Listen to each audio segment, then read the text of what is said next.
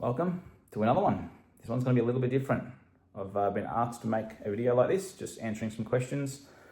Basically how to get your game more consistent or be more consistent in the day-to-day. Welcome back. This one's going to be a little bit different. Been asked to do a video like this.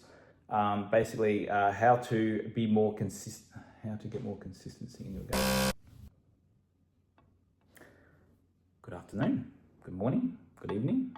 How to get more consistent. How to get more consistency in your game. Welcome. How to get more consistency in your game. This video is going to be a little bit different. I've been asked to do something like this, so here it is. How to get more consistent. You might find some weeks that you're playing pool, league or whatever, you're getting your 3s, 4s, 5s out of 6s or whatever, and then next week you get 2s and 1s. Why is that?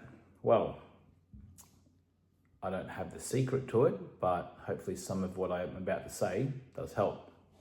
Some players have natural ability where they can just pick up a cue and throw the white ball around and win frames, and some actually have to really work hard at their game. Some pool players just day in, day out, they work very hard and they still sometimes might not be as good as others. But at the end of the day, what they both need is experience. And to get experience, they need to be able to play league, play people, play money matches, practice like everybody else. And that's how they gain that experience. If you're struggling out there, then mainly it all comes down to mapping. So when you're mapping the balls out, on a good day, you might think you can map the balls out quite well. And then once you do that, you can roll them all in and make the game look easy. But if you don't do that and just hit balls in, like what a lot of players do, they just start hitting balls in and they don't bother trying to work out the table, then the game can become very, very hard very quickly for anybody at any level. So I think a big part of being consistent is actually believing in yourself. So having confidence in yourself and believing in yourself, and not having any of those negative thoughts come in straight away. And if they do come in, try and get rid of them and always be positive. Positive is the biggest key to this game. Being positive, just being present at the table, or even if you're not at the table, off to the side, waiting for your visit. Be confident, be strong, because as we know, all these little 1%ers, they all add up. If you're off in the corner and your head's down and all this stuff and you're waiting for your next visit, you can make your opponent feel good. And it's something you don't want to do. You want to always look strong out there, always be confident out there. And even if you're not, you got to fake it till you make it. So I know there's been times where I haven't felt great, but I'm not going to tell that to my opponent. I'm going to shake their hand and let them know that I'm ready. Even though deep down inside, there's been times where I have no idea how I'm going to get through the match. I'm tired, I'm hungry, I'm exhausted, I've got other things on my mind, but you know what? They don't know that. So why give them that bit of fire in their belly to beat me? I just keep my mouth shut, show that I'm ready, and that's something that you should always try and do. And I know it's hard, but if you can keep it all in, then you're not giving anything away when you're out there. I think a big part of consistency is also feeling good. So dressing up for the occasion. I know a lot of players, guys like Joel Younger, and there's a few other players out there that actually like dressing up for the occasion. I know I like dressing up. I like having my black pants, black shoes, and a nice shirt when I play, and it makes me feel good.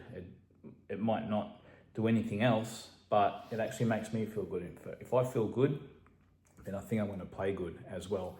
And the thing is, you can also not put off your opponent, but you can put some doubt in your opponent. If I rock up in black pants, black shoes, and a shirt, if I look apart, there's a good chance that the opponent's going to feel a bit of pressure. If I rocked up in just a t-shirt and jeans, then I can just look like everybody else. But if you look apart and look like a professional, then you can put some doubt in your opponent, and you might get that extra visit that might win you the frame, match, or even tournament. Also, practice quality, practice over quantity. So what I mean by that is you want to do, drills. It doesn't matter what you practice in a way. If you choose to play doubles for 5 or 10 minutes, or you choose to try and run racks for 5 or 10 minutes, or you want to do a lineup, it doesn't matter what you do, but try and do it at 100%. So don't tell me, I don't want to hear someone come up to me and go, hey, I practiced for 3 hours yesterday, I practiced for 10 hours the day before, Well, honestly, I could show you a few things. You could practice them for 20 minutes today and you'll be far better off doing that than you were playing for 10 hours. So practice quality stuff. I'd rather see you for 15 minutes be 100% on just focusing on how to pot a ball down a rail or how to play doubles for 10 or 15 minutes and then have a break for the whole day. It doesn't matter, Tonight, go and practice something else for 10 or 15 minutes and be 100% switched on. Don't smack balls around for half an hour or an hour or 3 hours and say, hey, I did 5 hours practice yesterday. Well, honestly, I reckon a lot of it was 10% concentration, 50% concentration, 30% concentration.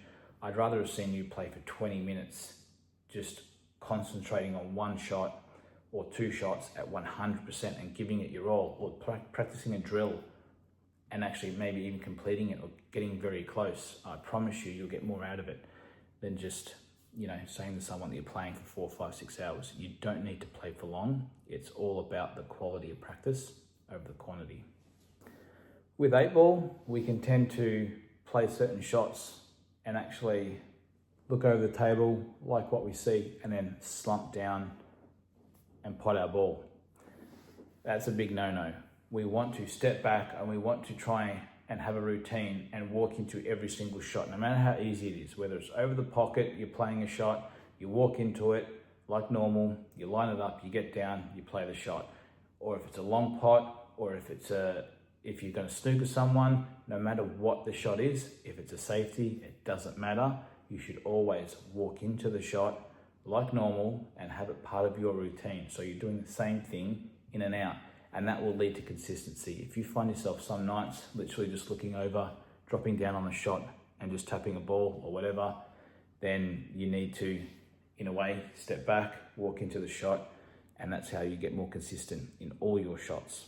You can't do that with snooker. Snooker will make you look very silly very quickly if you just fall down on shots. You need to walk into all your shots. Everything needs to be lined up and straight to play snooker. Same with golf too. You need to practice it to be good at it. With 8-ball, yes, you got to practice it to be good at it, but because it's a smaller table, we can get away with just falling down on shots, playing shots, and then getting up. So if you want to get more consistent and better, walk into every shot, no matter how easy or hard it is, and keep a good routine up. Another one, playing your opponents. You're playing the table. I get it. You might play a certain shot depending on your opponent or whatever, but whether they're better than you or whether they're worse than you, then I still think the right shot is the right shot. If you're playing someone that you haven't beaten in a long time, then automatically you're going to feel nervous. I get it, but if you just stick to trying to play the game for what it is, it doesn't matter about your opponent. When you get your opportunity, you get down and you leave nothing to chance or anything like that. You give it your all, and you make sure that if you want to put a ball over there, you put a ball over there. If you want to play a ball over here, you play a ball over here. But the problem is when players actually come up against a player that they haven't beaten in a long time or they have trouble, all of a sudden they might try and run a rack. And by running a rack and missing, they're allowing their opponent to come in and mop up the balls. So forget about who you're playing, shake their hand, and just concentrate on the game itself. The beauty about this game of 8-ball is every single game is different. Every time you break the balls, it's different. It's amazing. So enjoy it for what it is. If you've got to play a good safety, don't think, oh yeah, they're just gonna double that and pot out. No, put them under the pump. You'll be surprised what can happen if you put your opponent under the pump, or if you do something to your opponent that they're not expecting you to do. So Stay calm, stay positive, and next time you come up against someone that you haven't beaten in a while, change it up a little bit. Don't just go all out attack. Maybe play some safe shots. Maybe learn off them. Learn how they're beating you or why they're beating you. Enough with the excuses. I've never had excuses. I never tell you that anyway. So I'll always be positive, and then I'll learn from any mistakes that I make or losses. If I'm playing someone that, back ages ago, if I'm playing someone that's better than me, if I'm playing a tactical frame and I lose, I will go back and wonder why I lost, or I will ask them, hey, in this situation, would you have done this, this, or this? And maybe they can tell me something that I don't know, or maybe then I can say, oh, maybe I should have done this. And they're like, well, yep, you probably should have done that. So learn from your mistakes. If you learn from your mistakes, you will constantly improve and get better all the time. This is a big one that I tell a lot of players when they come over for coaching, is that when you pot a ball, have a reason to pot a ball. Don't just pot a ball, pot that ball, then go, okay, maybe I'll play safe now. That's not good enough.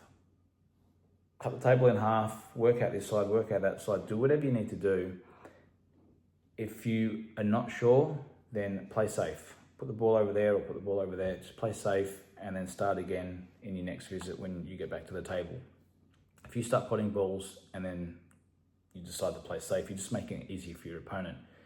So do not pot a ball until you are going to play safe off that next ball, or you're going to run the rack, or you're setting that ball up, or you're setting the white ball up in a position to then also play safe or play a snooker or run a rack. So there has to be a reason for you to pot a ball. If there's no reason to pot it and you just want to pot it for the sake of it and maybe go over there and pot that one and see what happens over there, then that's not good enough. So have a reason to pot a ball, and if it's not a good enough reason to get rid of one of your soldiers on the battlefield, then don't do it.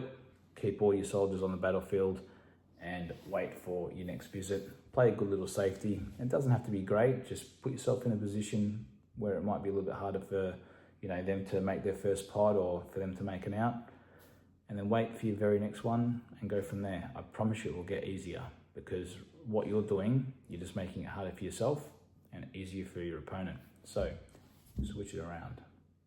All right, so one of the big questions was playing good versus playing bad. A lot of players are saying that,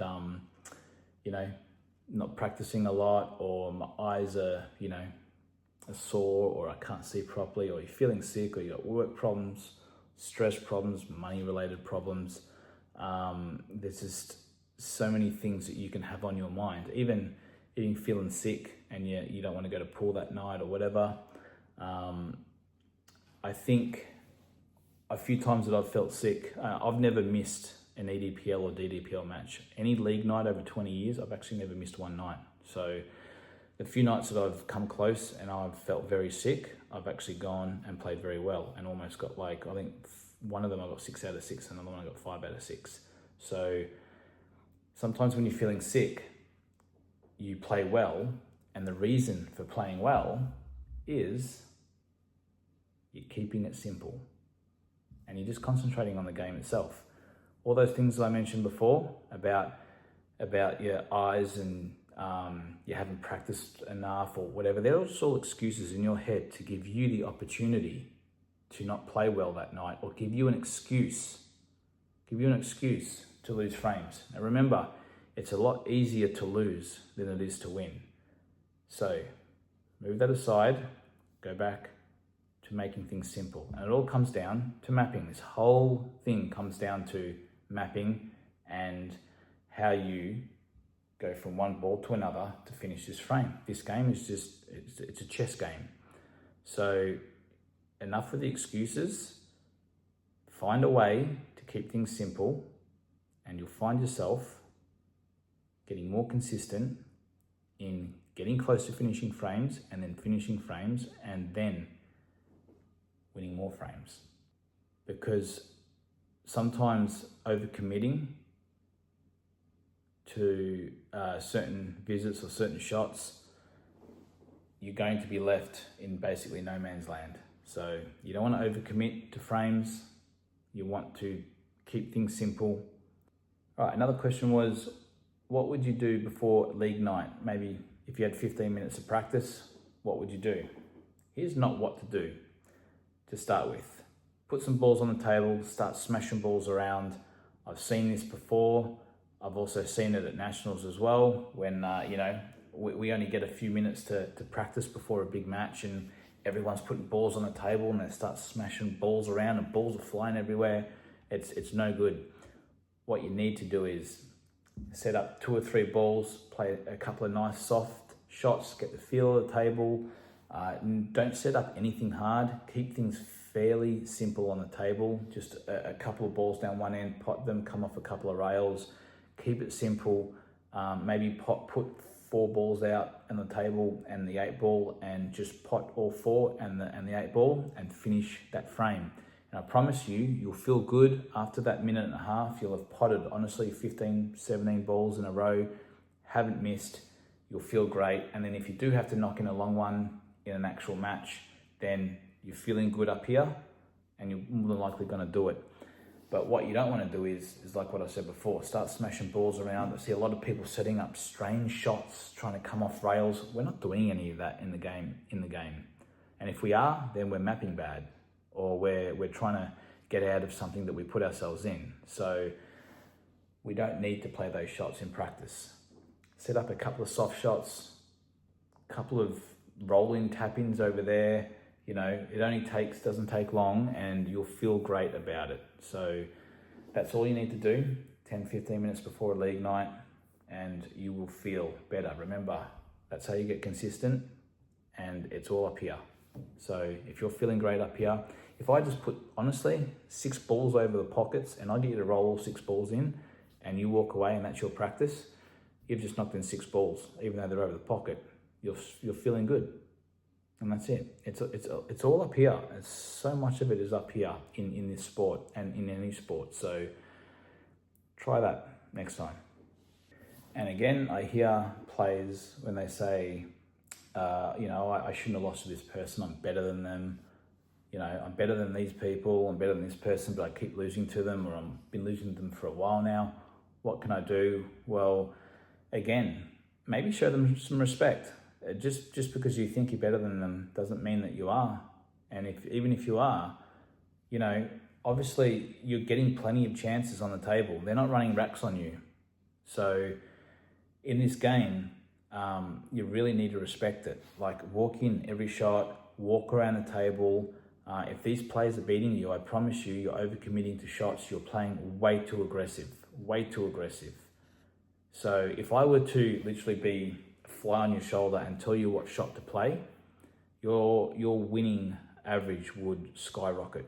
Not because of your ability to pop balls, but your ability to choose the right shots on the table. I'm not saying that I'm perfect, but if I was in your ear telling you what shots to play, these people that you're playing against, they have no chance.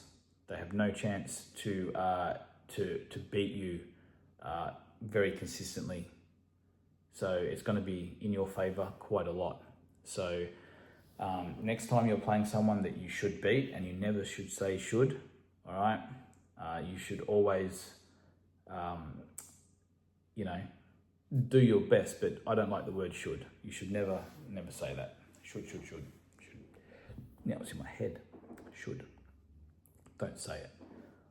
Again, if you're nervous too, I get nervous. We all get nervous. If you're really feeling it, like if it's your first league night, or if you're playing a final or a semis or whatever, it doesn't matter what scenario it is. If you're nervous, something that you can do throughout a frame is the moment the balls break, sit there and just watch the table. Like, stand up, ready, watch the table, and just keep an eye out on what your opponent does and what you might do.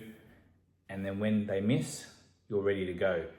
Do not start looking around, looking at your mates, doing these ones, and then you might see someone over there that's pointing at something, and then you're starting to think, what are they pointing at?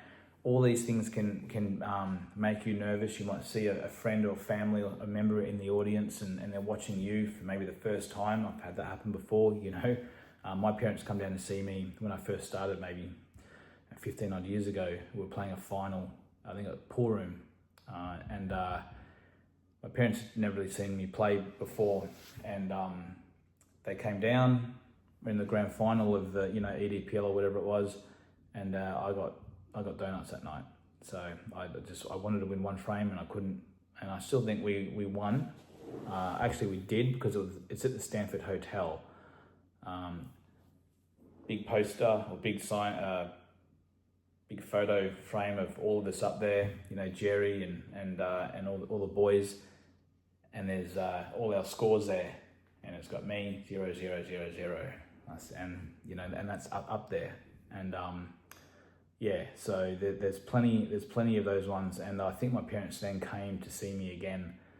Maybe like 5 years later at like Canberra State at the state team stuff, and I'm not sure if I want to frame there as well. So, I've learnt just to honestly watch the table, and the moment you take your eyes off and pan around, then that's when nerves and everything can settle in or sink in very quickly. So keep your eyes focused on the table. It doesn't matter whether the game goes for 2 minutes or 10 minutes, focus on the table, play your shots, walk back to that same spot, stand there and just look at the table. And when the game's finished, shake their hand, then you can look up and around at your mates and whatever. And I promise you, a lot of those nerves will disappear, because you're not focusing on everyone around you, you're focusing on the table. Anyway, I hope you enjoyed that little session, and let me know what you think about it too. And as always, send those comments through. Like and subscribe, share it around, and as always, thanks for your support. So see you on the next one.